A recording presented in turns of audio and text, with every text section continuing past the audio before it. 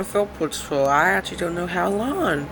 It could be for 2 hours, 1 hour, 2 hours, 3 minutes. I don't know how long. It just depends.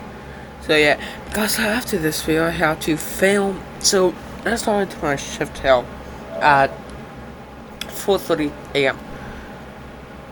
I have to film this video. I have to upload full videos. I have to remove a lot of copyright claims and a lot of stuff.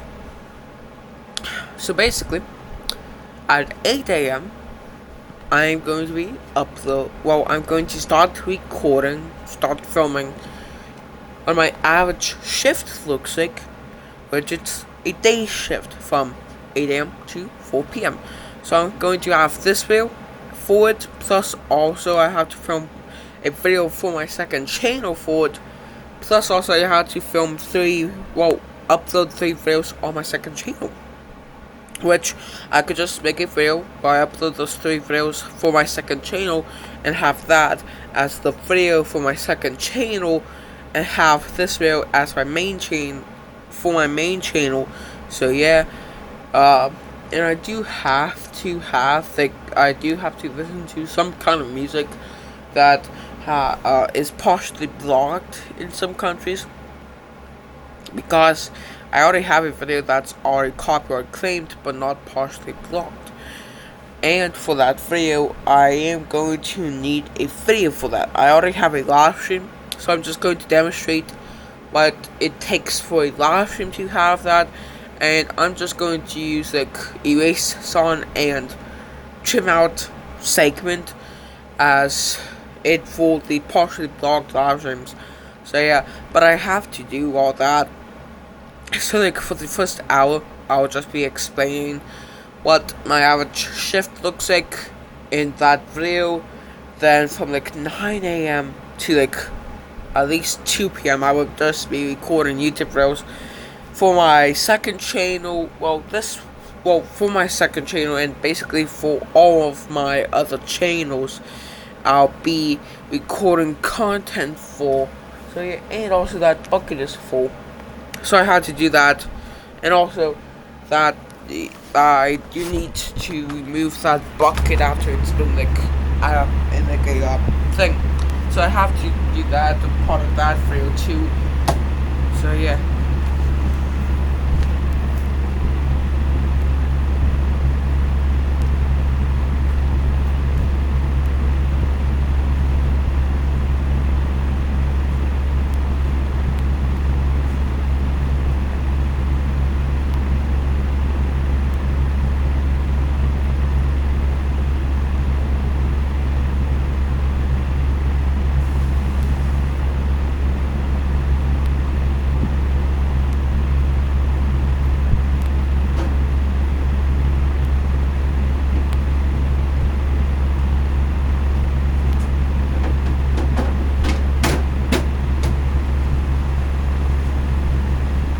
And also that thing over there just takes water from the air, because usually in basements in America, water is usually in the air. I do have a fan in here too, but just kind of blowing in that direction, kind of. So it might be going in that direction for that thing.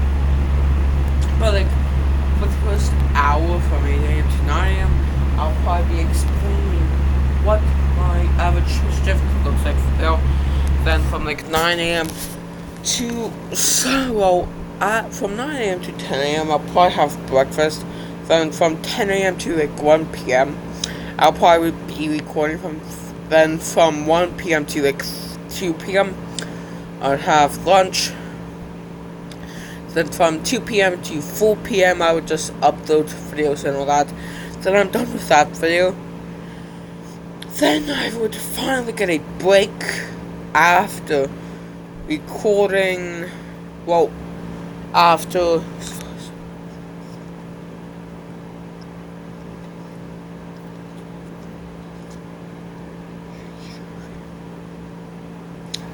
after 11 hours, I would finally get a break.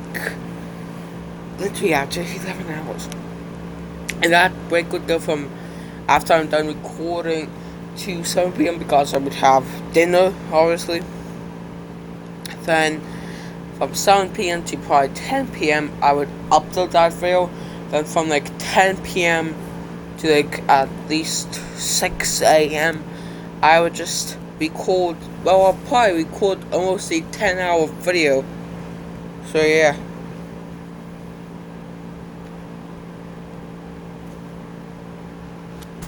Now, if this will load, I'd be able to make this video, but it's not loading for some reason. And I spent a lot of time and money on this game. So yeah. As the tubes spin, they're heated with the hydrogen-oxygen flame.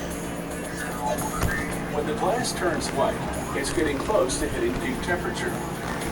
At about 3,500 degrees, the two tubes fuse together. They put this new longer tube onto another lathe. As the tube spins, they inject a mixture of chemical gases inside, while its reversing burner heats everything up. The gas mixture contains liquid forms of silicon, an abundant chemical element found in nature, and germanium, a chemical element similar to tin that's used as a semiconductor in transistors and other electronic devices. As the gases heat, they undergo a chemical reaction that leaves a white soot on the inside of the glass tube. And also I did purchase like the 100 bonds thing, the bonds airplanes. I purchased 100 of them, and I got this airport. Plus also I got a huge portion of, well, I wouldn't say a huge portion, I didn't get that much of this airport unlocked, but I did get a lot of like stuff still done in it. So yeah.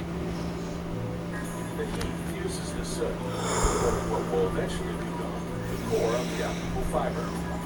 The glass tube itself will form the fiber's covering. When there's enough fused soot, they turn up the heat until the soot itself turns into glass. Then they heat the glass tube enough to soften it, and to soften the new glass inside. The intense heat eventually makes the tube collapse on itself to form a solid rod.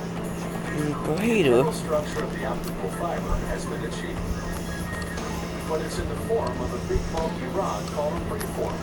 So the next step is to thin it out. First, they excise the preform from the unflapped section of the glass tube.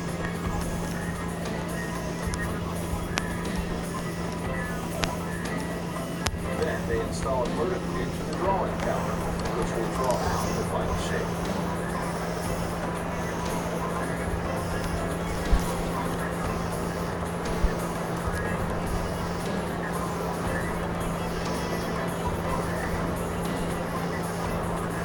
Delta 3584, runway 19, sensor clear to land. Wind 29 degrees, 4 knots. 600 degrees.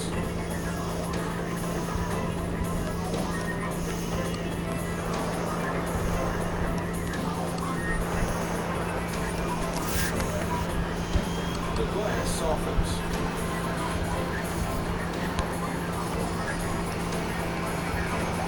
Gravity helps pull it down, like honey taken from a spoon.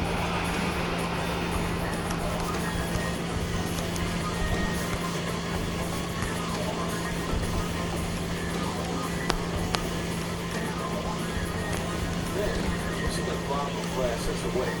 They stretch the soft glass and keep stretching it until they form the thin glass fiber. A series of pulleys measure the tension on the fiber as it's being drawn. A special monitor makes sure the fiber is precisely the right diameter, just 5/1000ths of an inch. Then the fiber passes through UV lamps that bake on an acrylic coating to protect against dust and other contaminants. Finally, the fiber is rolled onto a drum. From here, it's either shipped out as is or put into a cable. Fiber optic cables are expensive to produce, but they're smaller and lighter than traditional copper cables. They carry more information and need fewer repeaters to keep the signal from deteriorating. And unlike copper cables, they're immune to electromagnetic interference. They're also hard to tap without being detected. And all this is made possible by a complicated process based on a very simple principle, light traveling through glass. There are two types of scrap metal, ferrous and non-ferrous. Ferrous scrap is scrap iron and steel that comes mainly from old cars. Non-ferrous scrap metal includes aluminum, copper, lead, and nickel. And the best part is metals can be recycled indefinitely without losing any of their properties.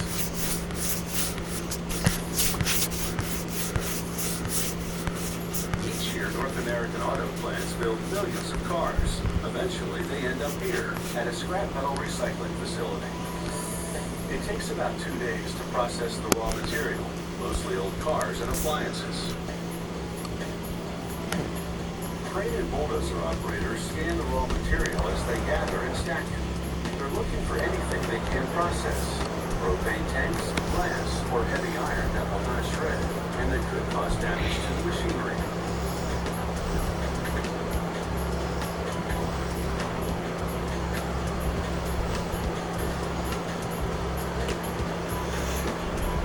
An inspector goes into the stockpile to check the material American more closely. 7465, runway 19 center cleared to land. Wind 28 degrees, 1 knot.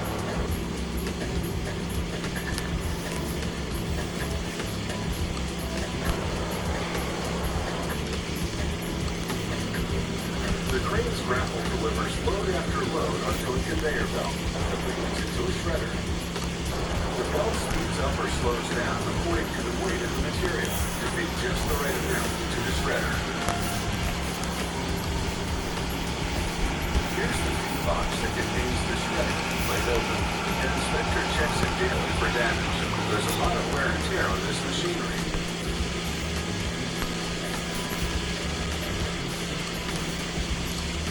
A 4,000-pound drum grabs the material as it comes off the conveyor and forces it into the shredder. Its giant hammers pound away at the cars, mattresses, and other recyclable items, shredding them into this size chunks.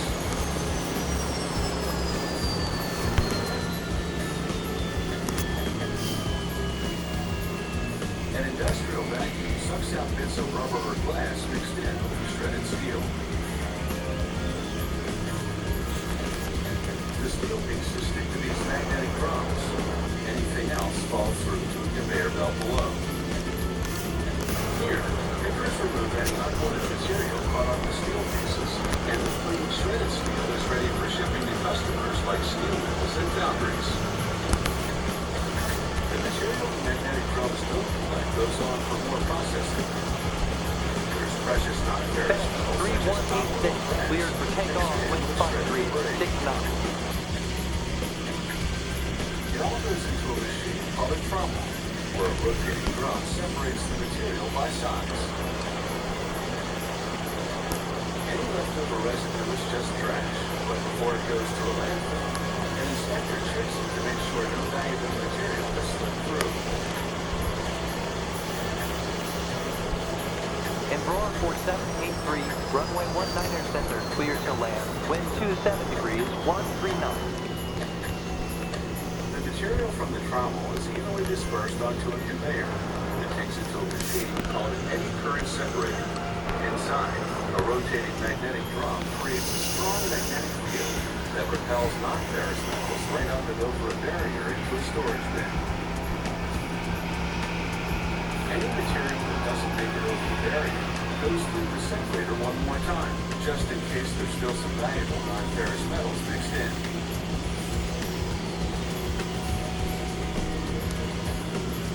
A conveyor belt carries out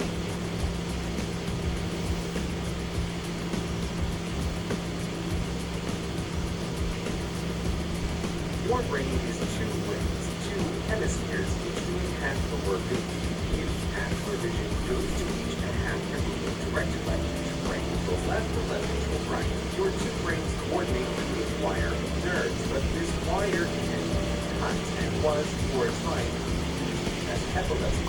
After the cut, people seemed the same, though their brain was split away, except some split patients described that while selecting their morning outfit with right hand, left might come along to disagree.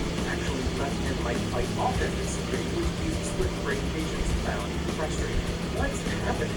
To investigate, remember, right brain sees and controls one half, while left brain controls and sees the other. But only left brain is seen, however, because that's where the speech center is located. Right brain without this is mute.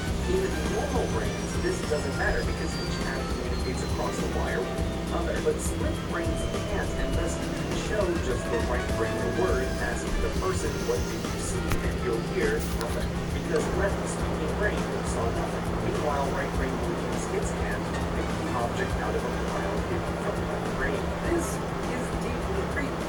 Delta 4265, line up and wait runway 19 left. Plausible sounding, but totally wrong reason. I always wanted to learn how to solve one of these. Left brain isn't lying, it's just doing what brains do, creating a story that explains its past actions to its current self. A behavior which does rather cast doubt onto the notion of free will, but that's a story for another time. Creating reasons for why it does things is just something left brains do. It happens in normal, healthy humans all the time.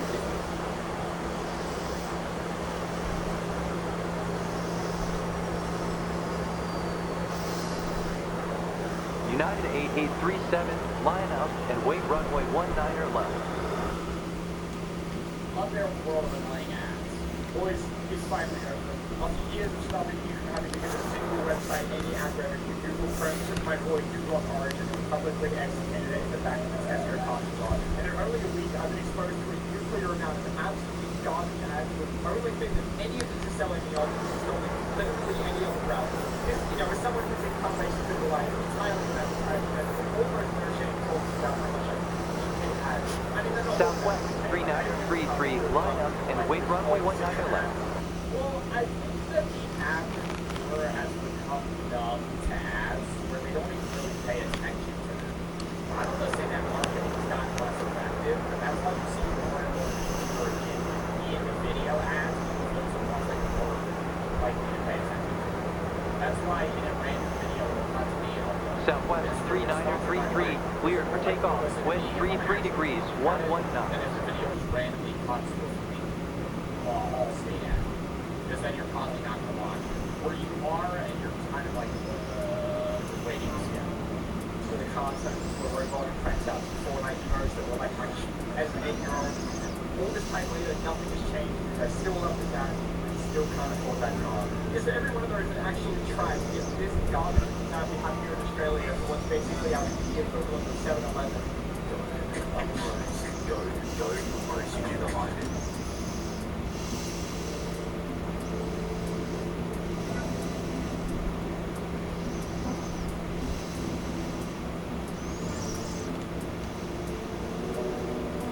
I'm Jake O'Neill, creator of Animagraphs. And this is the Lockheed SR-71 Blackbird.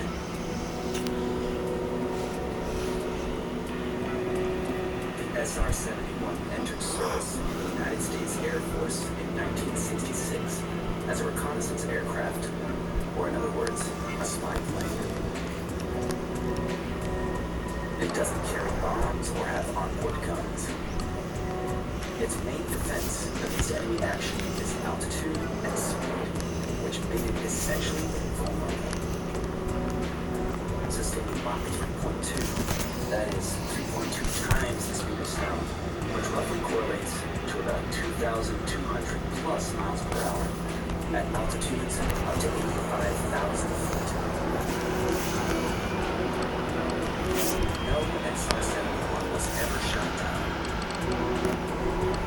To evade missiles or hostile aircraft, if they can even reach the SR-71's altitude, pilots simply ran. Every part of this masterpiece is designed for its mission goals. Let's have a general look around the plane to get an idea of how those goals translate into the physical design of things, before we zoom in on the finer details of each system.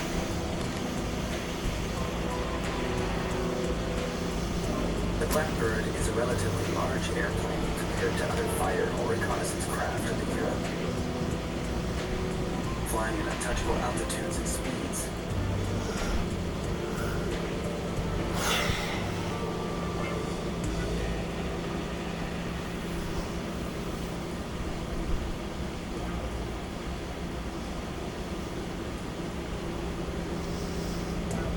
that.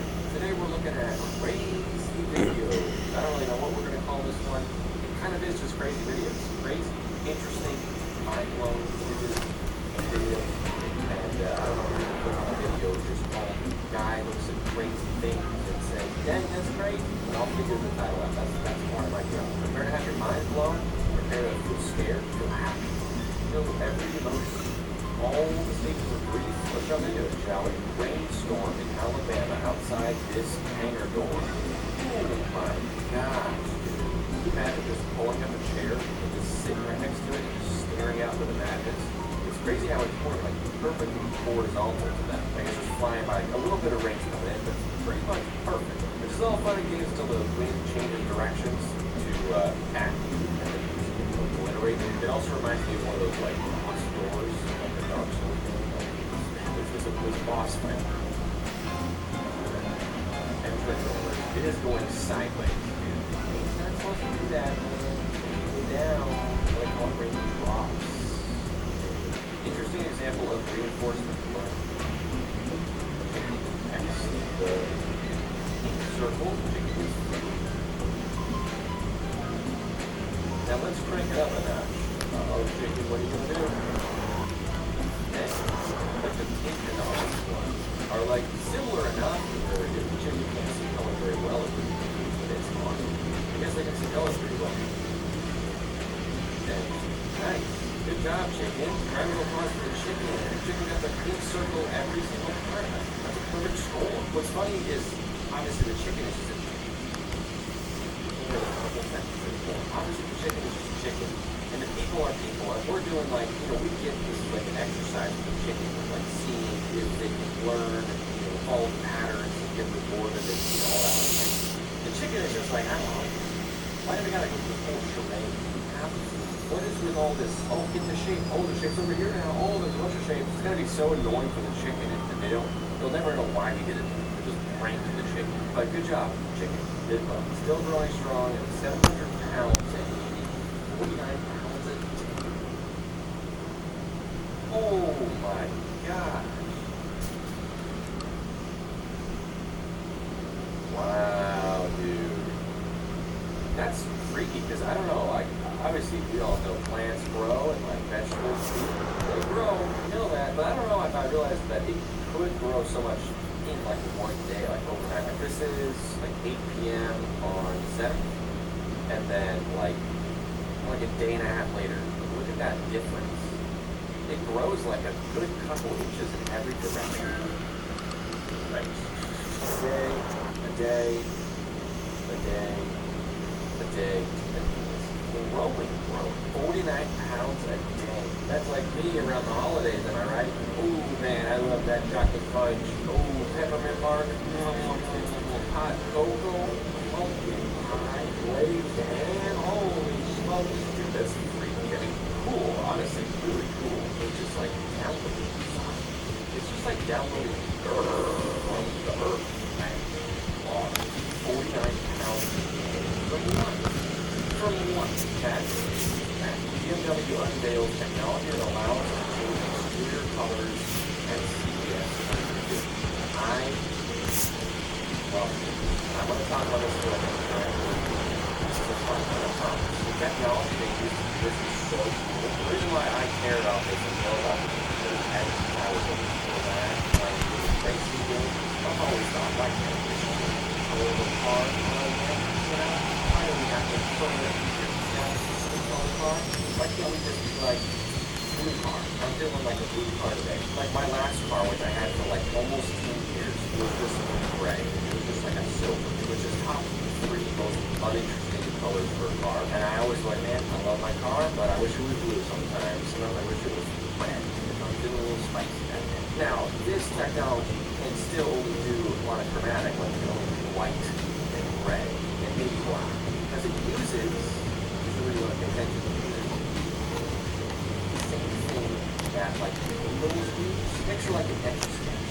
If they're sand or they're not, this would use almost no power to have this. So a car that can change from white to gray and back and forth on a dime, do this right now. But make it so that I can have a white car, a blue car, and a black car. do like half and half. You know, like maybe the person who has to wants a blue car. I'm like, fine, you can have a blue car, but I want a white car. Half and half. But yeah, look up. It is so cool. Sweet, dude. So cool. I love that so much. Like they're showing off. Like they're just showing the way that even just having a new pattern is really cool. Just having it like two patterns or like change on like a timer. So love that. Fake air vents built into bunker in Normandy. Deep surprise. Can you imagine getting blown up? Can you imagine getting blown up by what is essentially a crank? Obviously this is a defense. And then someone tries to chuck a grenade into your bunker, then it gets sent back. It's great design, honestly. Like, let's stop trying to grenade each other all together, but, you know, if you have to, get cranked. You know what I mean? Like, that's great. I'm sorry.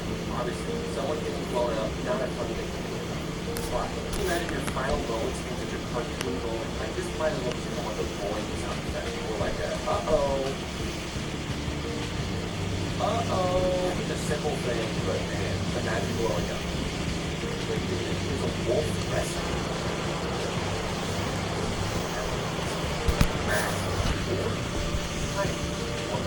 I don't know what it is, man, but there's something deep inside me that says I should have a wolf pet that just like give him a buzz, you know? I just don't want to. It's not really an option, which is why I always like husky as a dog choice, but I don't know, like I live in too hot of a climate for one, but dude, having a wolf that's this big just eat your butt. I don't know how good one is.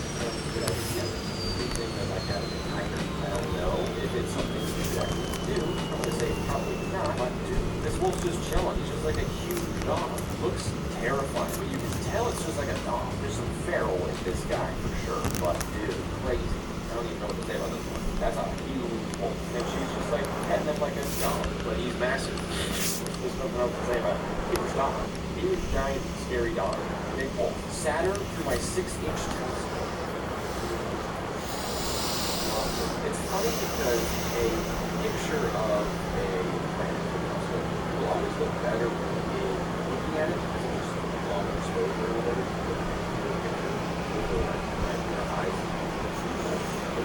It will always be better to see it fuzzy with your own eyes. It's interesting how this is a beautiful photo. The person who took this probably didn't look this clear for them. But if you've ever seen that planet or moved or something through a telescope, it just feels great. You're looking at a planet in real time. You're looking at a planet that's moving but you know what I mean? Right? Explain. You're looking at the planet with your own eyes. Even if it's not clear in the picture, will always feel a certain way. So this is a fantastic picture, but it's funny to think that the person who took this see this, but it probably meant a lot more than that.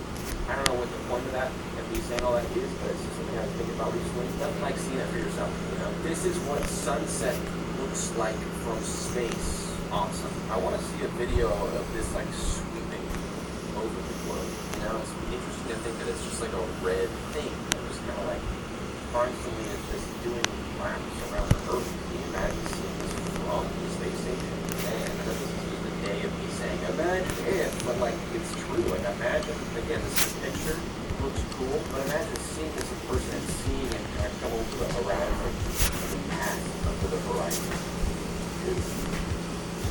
Love a good sunset. Never seen one from space though. Boston moved its highway underground in 2003. This was the result. Nice. I'd say that's an upgrade. First take here. Let's put all roads.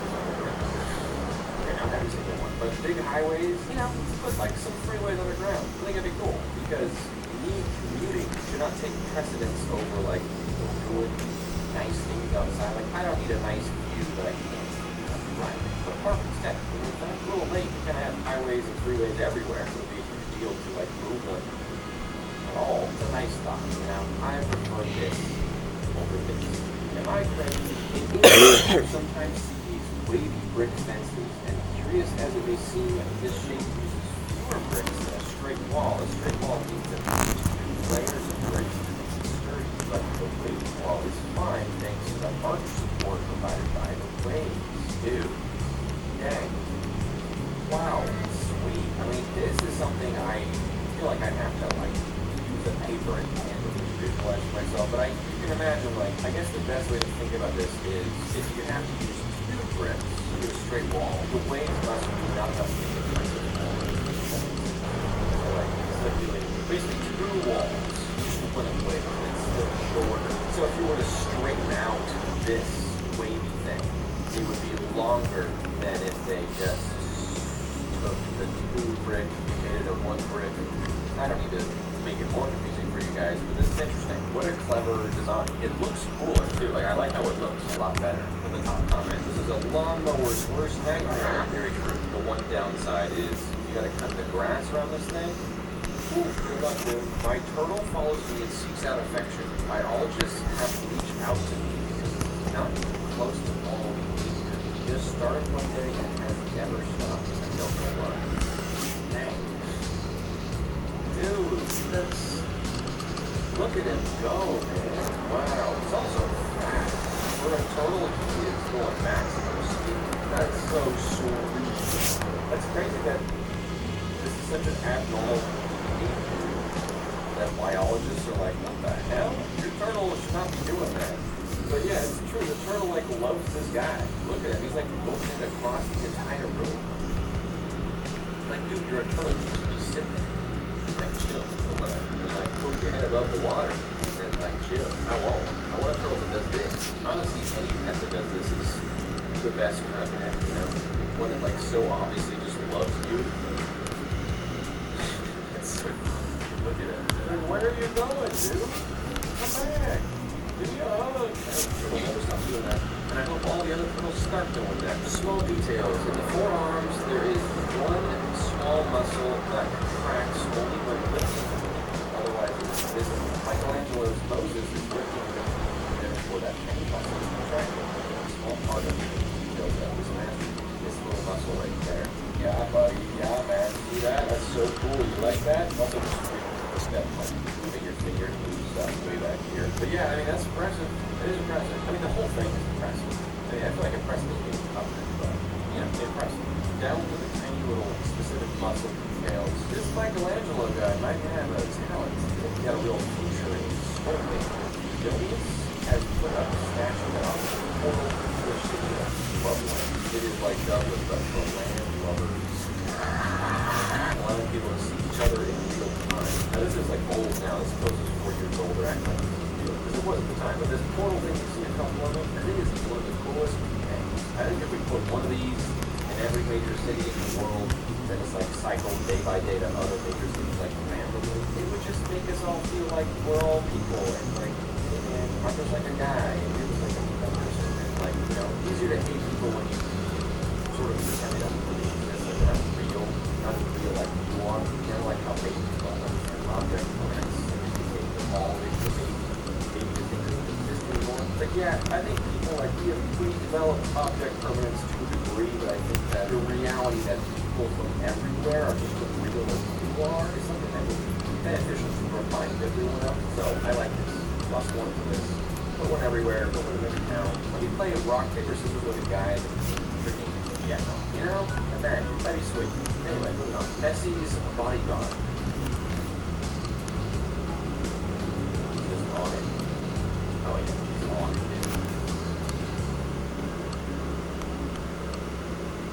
He's on the details, dude. He's like, don't touch it.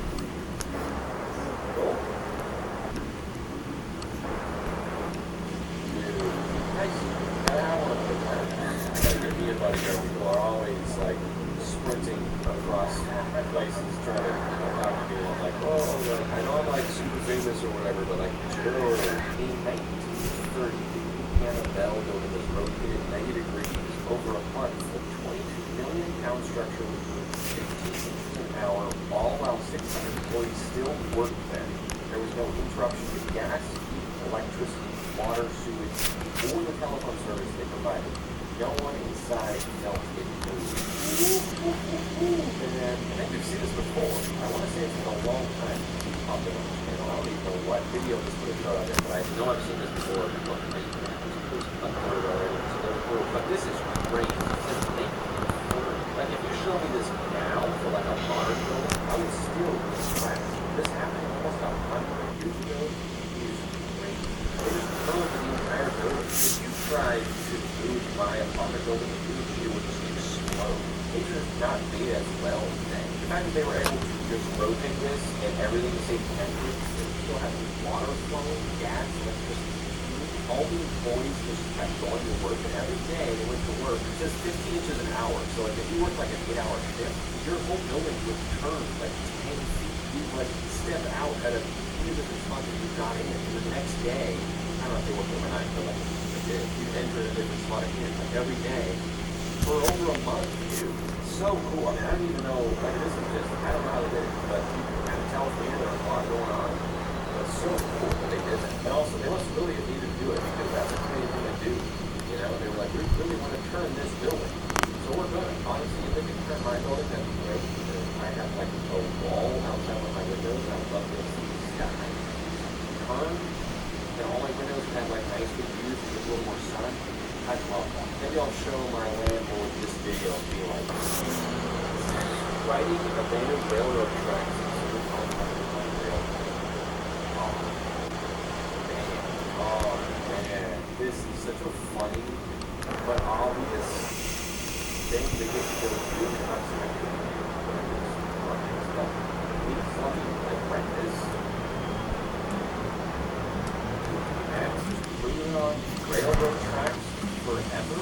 I don't know what the longest like strip of uninterrupted, still comfortable railroad tracks is. I'm sure that good stretch of the whole time. That'd be so fun. Dude, imagine making like a longer time too, like getting your friends together and just like chilling on it, you know? That'd be so fun. Yeah, it's such an ugly part of California. Like that's how it is. Yeah, sounds bad. Maybe get some railroads. Like this is cool. Kind of like this mountain track area.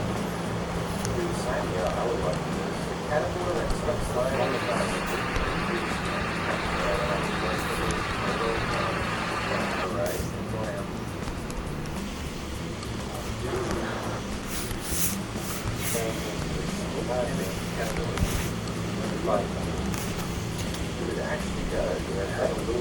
Yeah, so basically the next time that I get a lot of like money back from like my mom or something.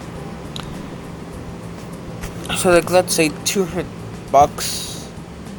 Well, first off I would get that 900 one plus also an Elpis pack. Because I already got the Boeing one, so I want an Elpis one for this airport. And I would invest at least I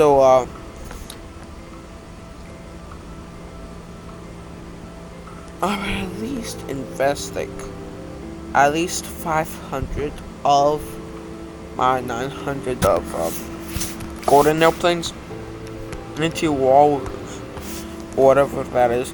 Then at least the 45 one, and also some contracts and silver airplanes. I would get the rest of silver airplanes. Then I would get, so like this one is probably abandoned. I really want to use like, or at least try to use all the runways. So yeah.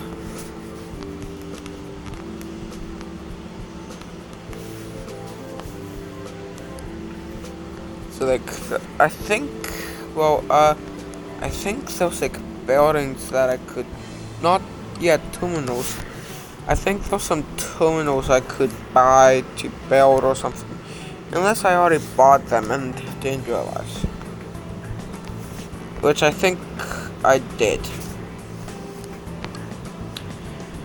But I would buy like basically all of these. Then I would just go into my thing that I have here to look at the cool contracts.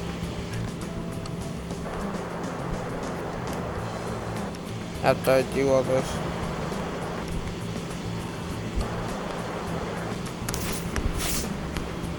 So basically, then I would go into my contracts. Well, first off, I would just, I would get it. Then I would get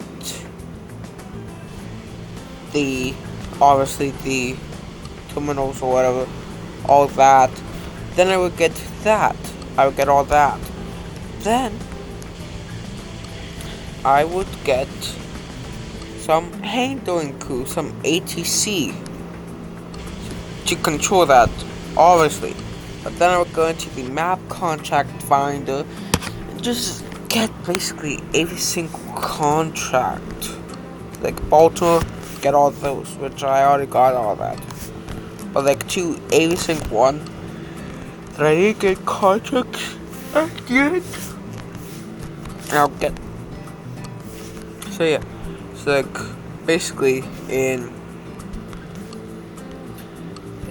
all of America, all of the United States.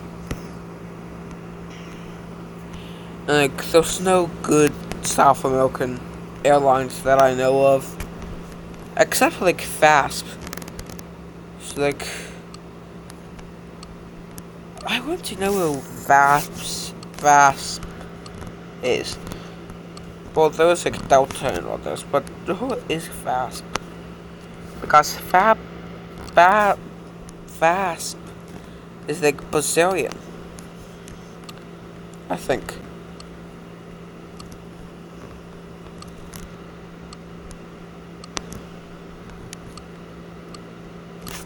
So like there's Delta United and all that. So what is that? This random thing? Like this is probably no Point Nemo. But like I would just go to like, so I might get all the Australian ones because there's like Delta United and all that, but also there's like Jetstar and Qantas, and I like Qantas because they have A380s, which I don't like the A380s that much.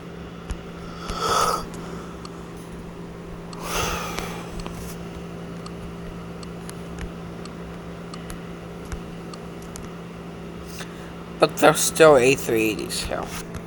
In good old Australia, then I think, yeah, New Zealand Air.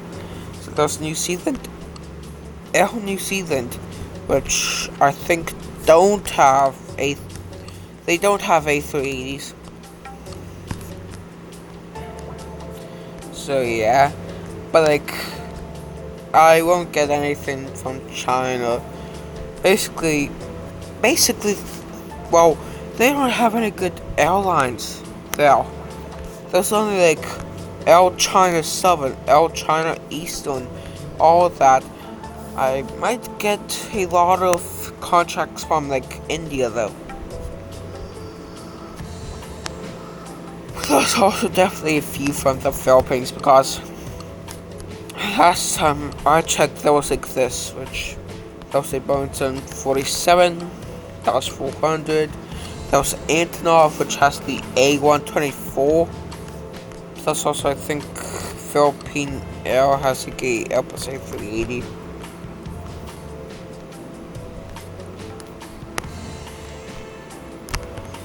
Oh, and also I would probably get a lot of contracts from like this area because, well, like right there, there's Qantas, not Qantas, Qatar, and there's Gulfair, whatever that is. And there's like in this place, there's Etihad, and like basically in this whole entire vicinity right here, there was this. Yeah, there's a lot of airlines that they have here.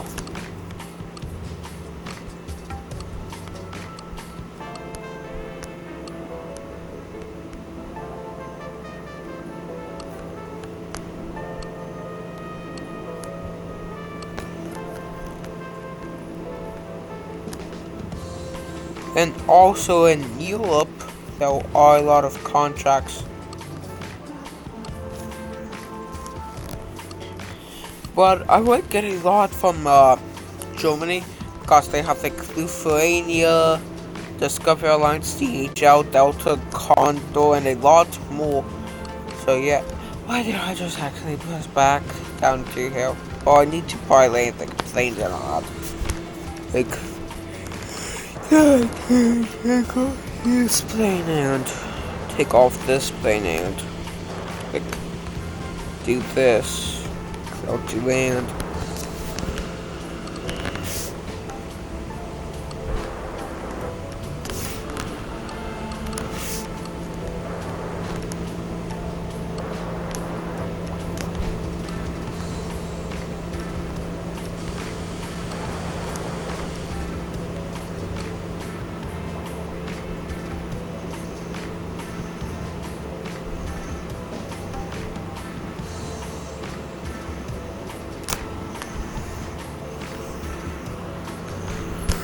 Why is that so close? Why is that so much?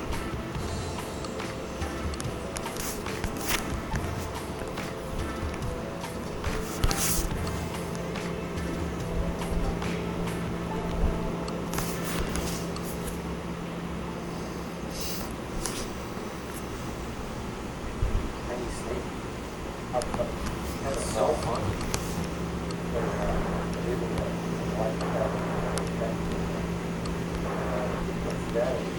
It's so funny, dude. Like, what is this defending you from? Like a bird? Like a bird's gonna be like, caterpillar, and then you swoop down and you'll be like, I look kind of like a snake. The same size. But we disqualify you from I would rather do this.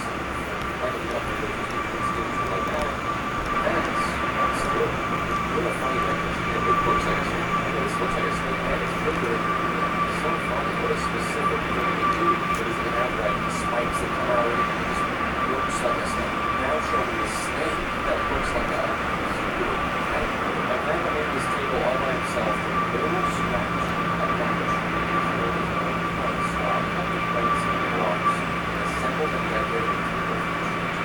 All by wow.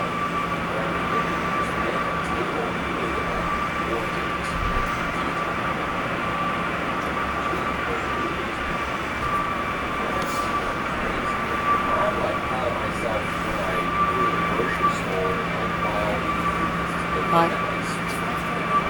Yeah, I know. Being awake. Why? Yeah. Last night.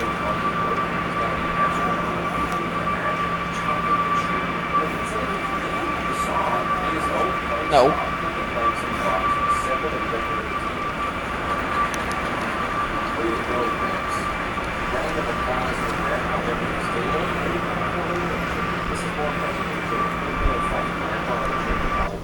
Aerial picture of an uncontacted Amazon drive.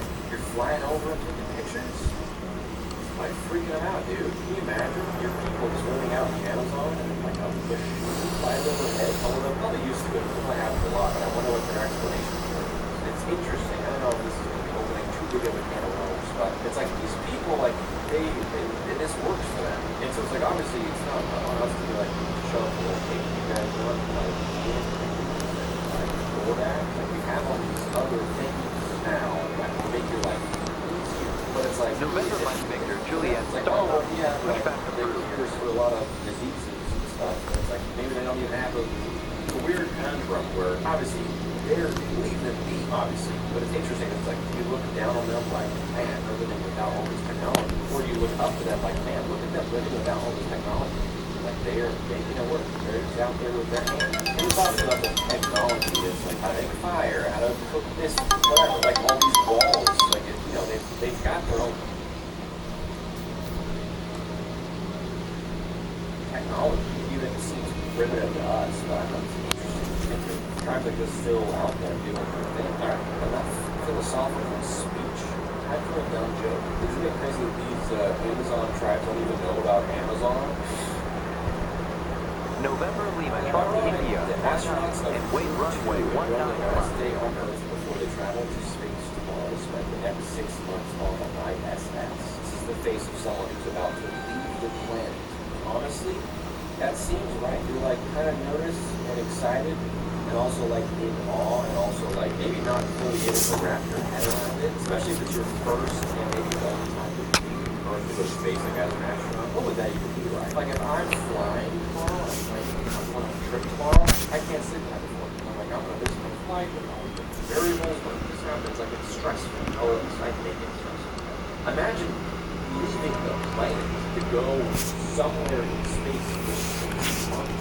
And you can't be like, all right, 3 weeks in, I'm getting a little bored. Can I go home now? No, man, you go to space and you are there for 6 months. What a weird feeling that would be. Just chilling on Earth for the last time in 6 months. That's the feeling that almost everyone never gets to feel. But these people are feeling it. And this guy love it. He's like, get me out of here. Actually, no, he's the only one that's like, no, what am I doing? I love the beach. There's cities, there's metropolises, then there's Tokyo. Ooh. I don't know why there's so much Tokyo stuff on right now. I'm going in a couple weeks. I'm staying over here in Shinjuku, somewhere here. Don't find me. But if you do find me, you're going to this looks like TV static. This is just so much. Like, I shouldn't be looking at this knowing I'm going to be here. This makes me feel claustrophobic in advance. Like, I'm going to be, like, in the middle of it. But, like,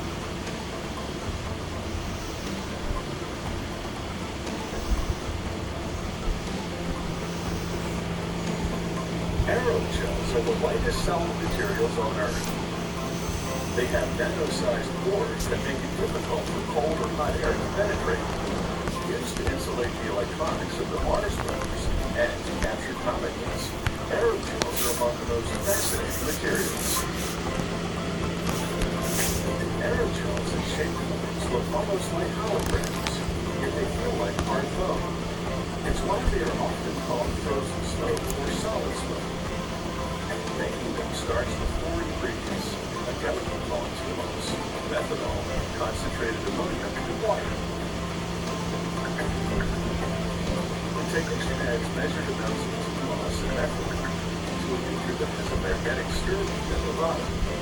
He transfers the beaker to a device that generates a rotating magnetic field. This causes the beaker to borrow even to mix the ingredients. He pours the mixture into a larger beaker and adds specific amounts of water, additional methanol, and ammonium hydroxide. As the ingredients are blended, a chemical reaction occurs. The TMOS and water react to form silicon. Chemical reaction Delta also causes the 6186 mixture to line become up a gel. and wait runway 19 But left. before that happens, he quickly prepares the molds. Pours pure methanol over a plastic grid and arranges rectangular molds over the grid. Injects precise amounts of the silica gel mix into the molds and moves them to gel. During this process, the methanol in the grid evaporates, preventing excessive drying of the gels. The mixture coagulates in just minutes, but it takes about a day for the gels to fully strengthen. He then soaks the silica gels in methanol baths repeatedly over a period of several days.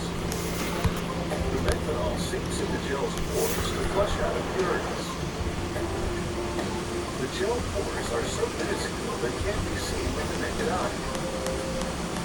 The technician decants the used methanol into a container. They'll send it to a recycler to remove impurities, and this will allow it to be used again in the aerogel production process. After several days of soaking in methanol, the silica gels are purified. They're ready for a process known as supercritical drying. It's a process that will convert these silica gels into aerogels. A technician places the gels in a pressure vessel. He locks the heavy steel lid with 12 large bolts and nuts, so it will hold tight against the pressure that's 100 times greater than that of the normal atmosphere. He connects the hose that delivers liquid carbon dioxide to the vessel. The liquid carbon dioxide replaces the methanol in the gel's pores. They then heat and pressurize the gels until the carbon dioxide level becomes supercritical. It's semi-liquid, semi-gas. The supercritical carbon dioxide disperses out without collapsing the gel's solid skeletons. This transforms the silica gels into transparent solids that are mostly air.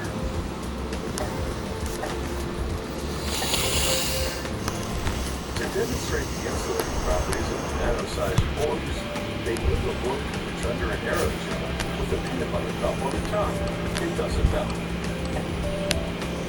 A technician then places the arrow channel on a scale for cutting wood density. This arrow channel weighs less than metal. Next, using a screw to produce shaped bed, she breaks the arrow channel into board pieces. She inserts the bits into a brass tube with a valve at the base. She transfers the tube to a machine that measures how much nitrogen gas the arrow channels take up at different pressures, determining the size of the boards and the surface area.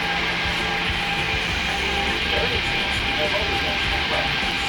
To demonstrate this, she runs specially treated aerogel particles on her hands. She then plunges her hands into water. The aerogel particles vibrate down from the lungs and repel the water. This water makes aerogel useful for a variety of applications. They can be added to paint or other things to make them waterproof and add insulating properties. Scientists continue to explore the potential of aerogels. A gossamer synthetic material that weighs almost nothing. There's a lot more to them than it may seem.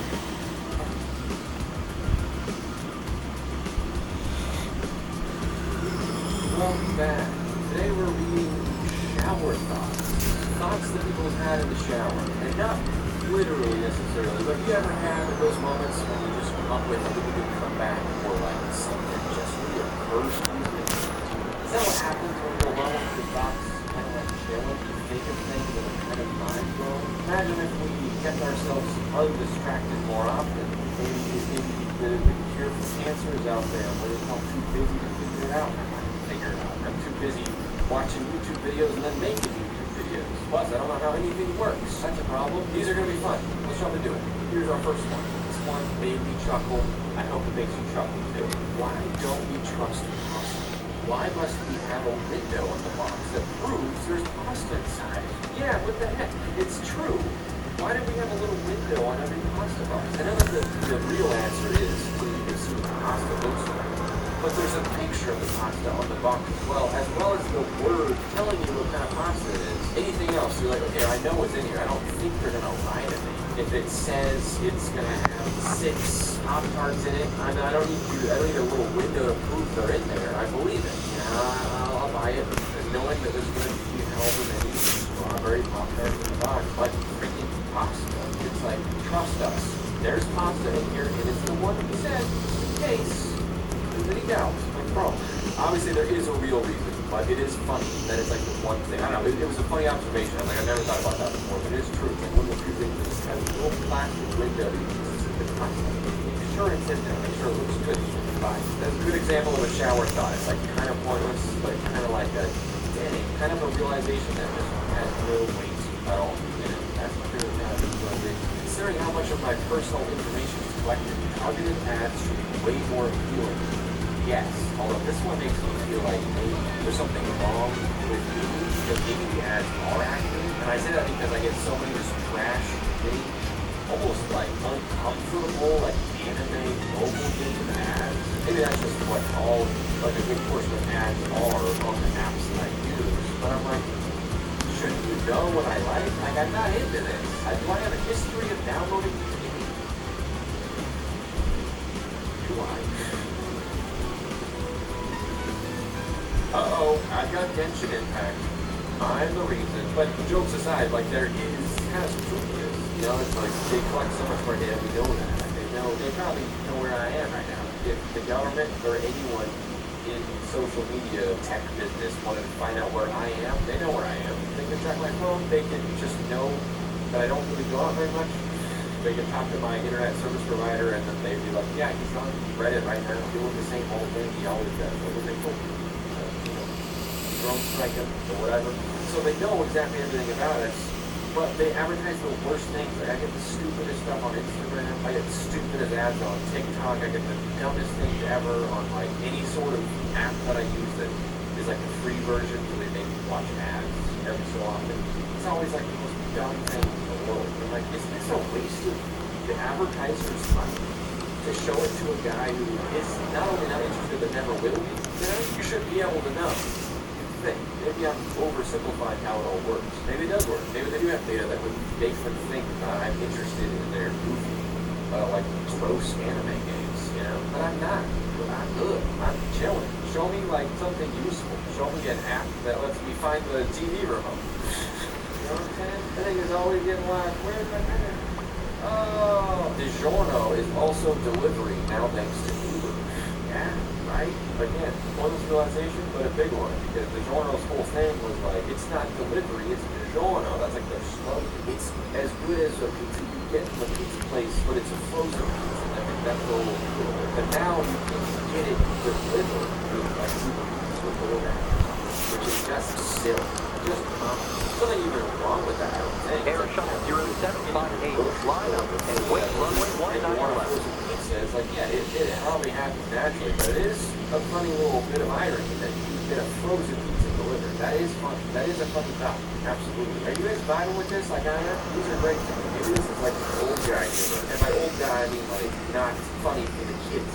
You know, this is funny if you're like 30 plus. This is not going to be funny to anyone under the age of 30. So we'll keep moving. All right, there's going to be some good ones for you youngsters, I guarantee it. It's a shame sleeping extra doesn't roll into the next day like staying up late does.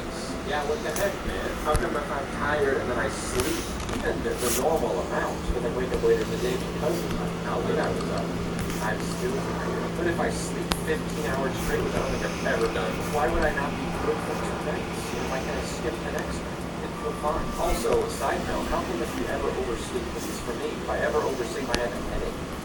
And I feel terrible, I feel awful. Like if I sleep from, say like midnight to like 10, like on accident, like if I pass my alarm, I feel horrible the whole day. Technically, I got like an extra 2 hours of sleep, and I feel bad. That's not even what this post is about, but why does that happen? I don't know why I'm asking you, like you would know, maybe you do. What's up with like my body and my brain? But yeah, this would be really cool if you could sleep extra and like store up minutes for later on. That would be so helpful. There's times when I know I'm gonna need a lot of energy for like a long period of time, especially like traveling. I know I'm gonna be up for like 30 hours straight because I can't sleep on a plane. So it's like a lot of traveling, long flight, another flight, and then an entire day in a time zone. I'm like, I'm gonna need some extra energy for that. I'm gonna wait for like daylight. It'd be cool if I could just sleep all day the day before, just have a great time. But now my brain's like, oh, you got half an hour less of sleep than you should. You feel bad. Oh, you got half an hour too much sleep. You feel bad. Wait, if the gas is a cookie. This is a word I struggle with saying. I'm not gonna try on again. I can't do it. It tongue twists me. What I like to say as well. That may endure for countless years into the electric vehicle era, much like the 3.5-inch disc-sync iPhone or floppy disk.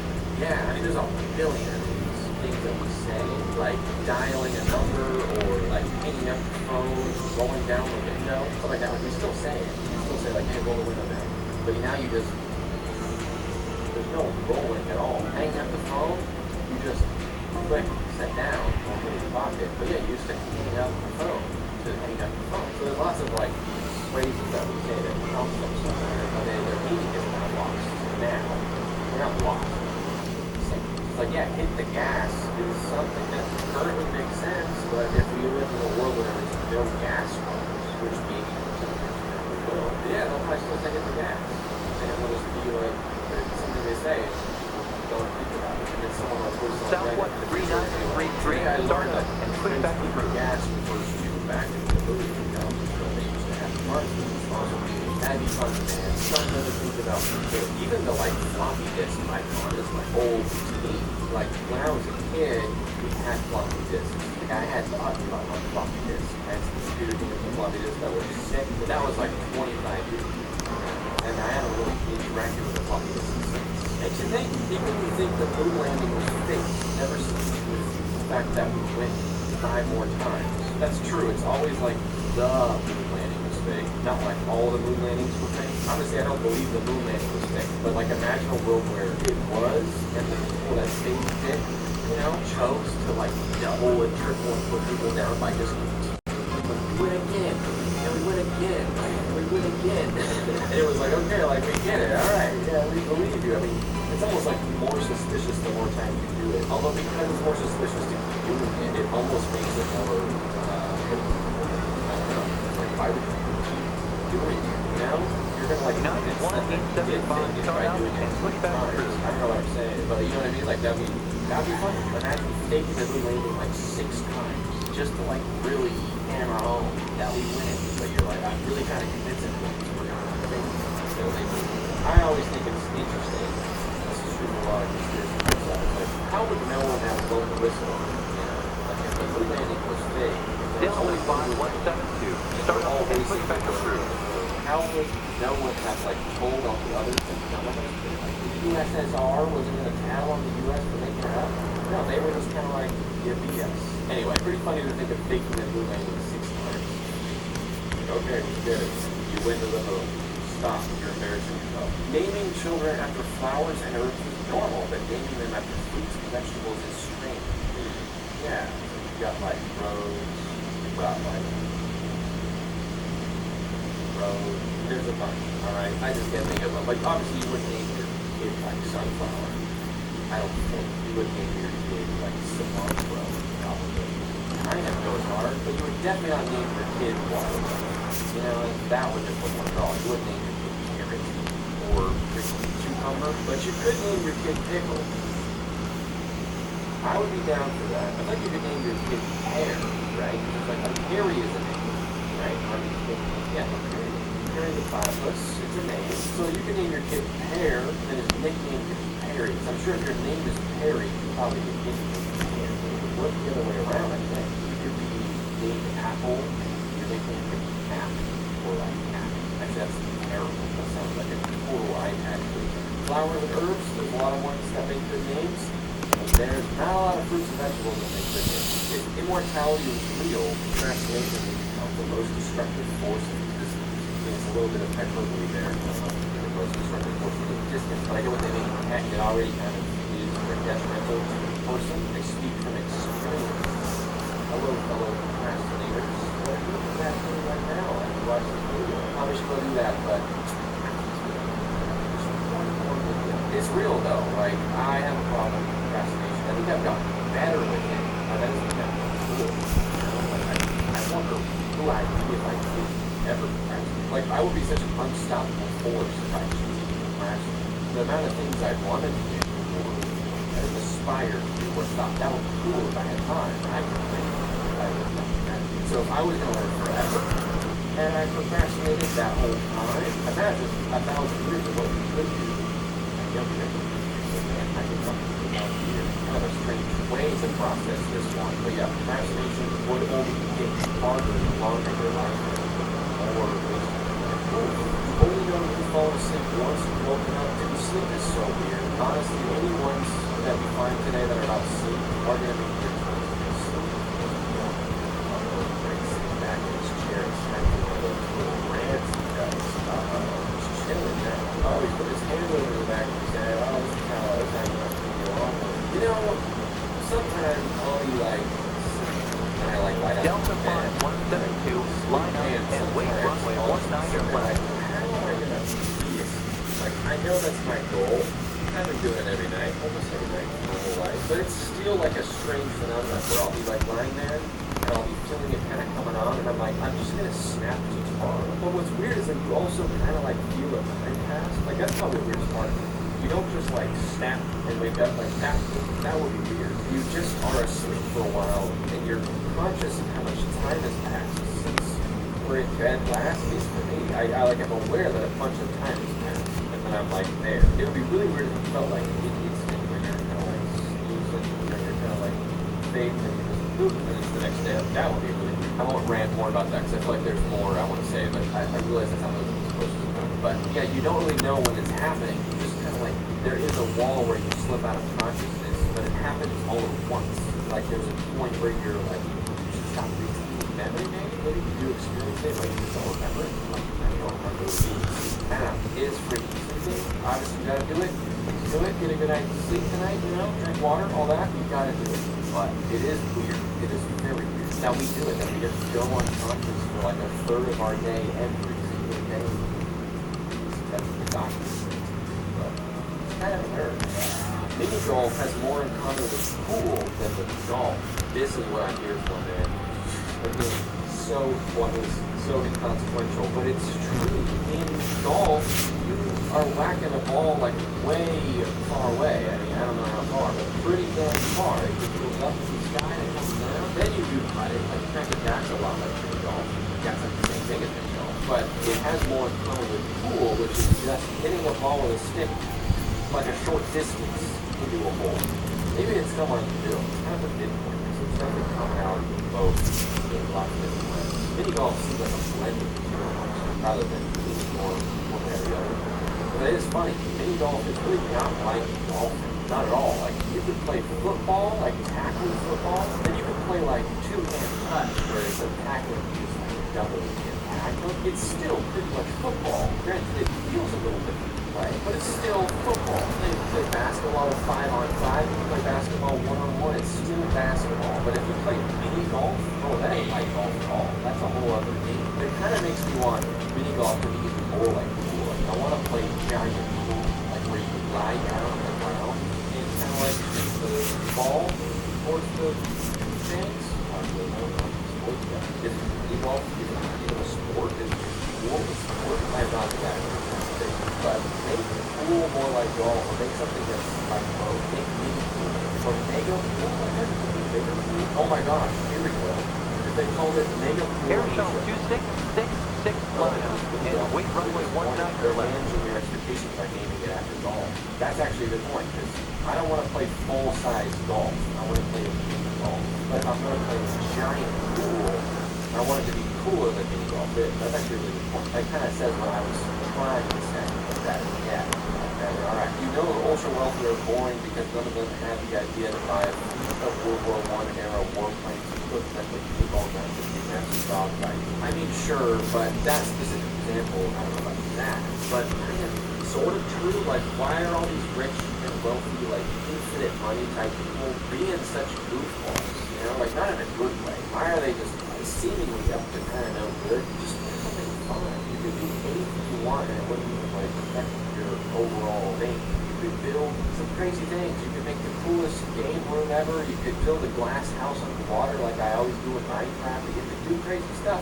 Yet, what? You're gonna just collect my data and then be a jerk about it? That's not very fun. That's what you want to do with your infinite money, is just smoke. It's boring. It's actually such a crazy coincidence. The moon and the sun are the same size in the sky. Actually very true. Something I think maybe you've thought about, or I've thought about when I've seen this sort of, but there's no guarantee that that's not just a thing that is normal. It's like, that just happens, you know? Like, that's not like a requirement that in order for our planet to sustain life, the sun and the moon have to be the correct distance in different sizes so that they're able to perfectly get totality like that. It's just crazy. That lines up.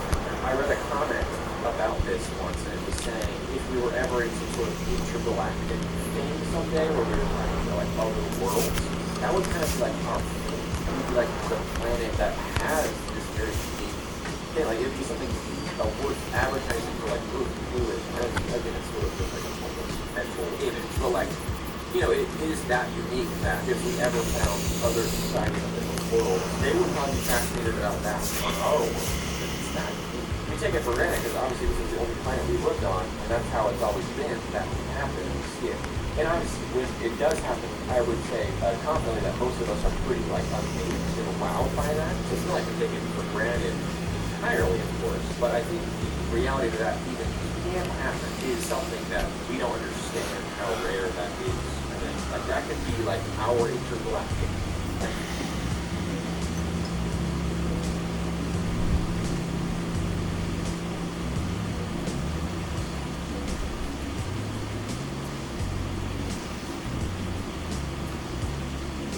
Sending positive vibes, and that's when I send them 7.53 plus 29 citrus. What are you doing? What are you doing? No! No, what are you doing? What are you doing? Stop!